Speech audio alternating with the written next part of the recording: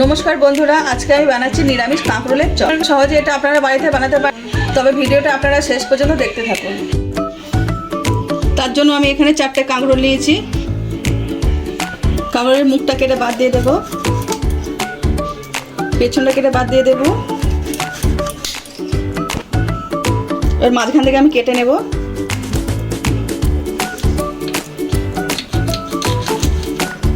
মাঝখানে এরকম দুভাগ করে নেব। আমি সব কাঁকরোলগুলো আমি এইভাবে কেটে নেব। সব কাঁকরোলগুলো আমি কেটে ভালো করে ধুয়ে নিয়েছি। কড়াইতে আমি জল দিচ্ছি, জল গরম হয়ে গেছে। কাঁকরোলগুলো দিয়ে দেবো সেদ্ধ হওয়ার জন্য।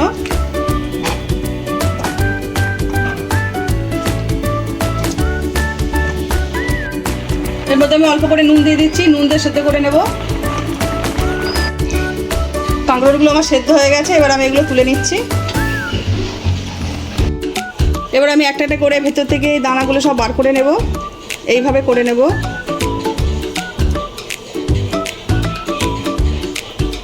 এইভাবে সব ভেতর থেকে আমি এগুলো বার করে নিয়েছি। এবার আমি পেস্ট করে নেব। কড়াইতে আমি সরষের তেল দিয়েছি, তেল গরম হয়ে গেছে। ফোড়ন দিলাম গোটা জিরে, গ্রেট করে রাখা আদা দিয়ে দিলাম। এর মধ্যে কাঁচা লঙ্কা কুচি দিলাম। পরিমাণ মতন হলুদ দিয়ে দিচ্ছি।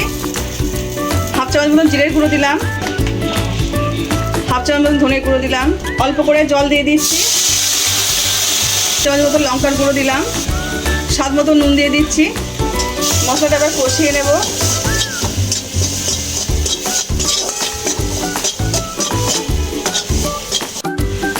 কাঁকরোলের শাঁসটা পেস্ট করে রাখা এটা আমি দিয়ে দিলাম। এর মধ্যে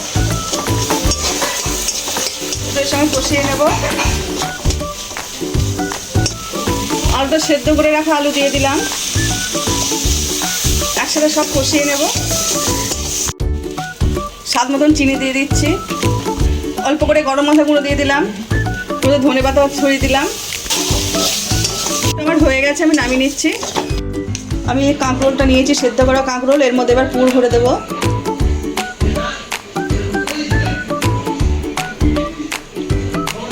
এবার সব আমি পুর ভরে নেব।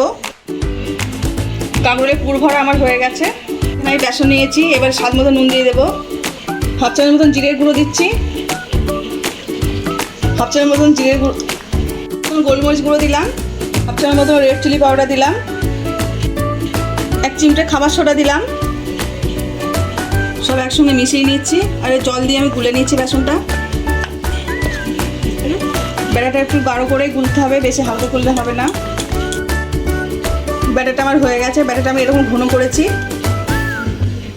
বেশি হালকা করিনি। আমি একটু গাঢ় গাঢ় ব্যাটারে রেখেছি, নাহলে ওর গায়ে লাগবে না কাঁকরোলের গায়ে। কাঁকরোল নিচ্ছি, কাঁকরোলের বেসনে গলে চোবাচ্ছি। কড়াইতে আমি তেল দিচ্ছি, তেল গরম হয়ে গেছে। এবার আমি ছেড়ে দিচ্ছি।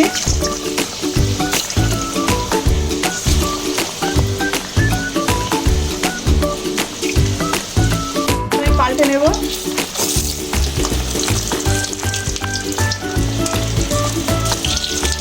এগুলো ভালো করে ভেজে নিচ্ছি। আর এগুলো ভাজা হয়ে গেছে, তুলে নিচ্ছি। ক্যামেরায় বেশি লাল দেখাচ্ছে, এটা গোল্ডেন ব্রাউন হয়েছে। আমার নিরামিষ কাঁকরোলের চপ একদম রেডি।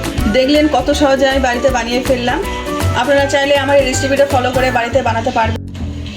আজকে আমার এই রান্নাটা যদি আপনাদের ভালো লেগে থাকে তাহলে লাইক করে দেবেন, শেয়ার করে দেবেন। কেমন হয়েছে কমেন্টে জানাবেন। আবার নতুন রান্না পেতে গেলে আমার চ্যানেলটা সাবস্ক্রাইব করে দেবেন।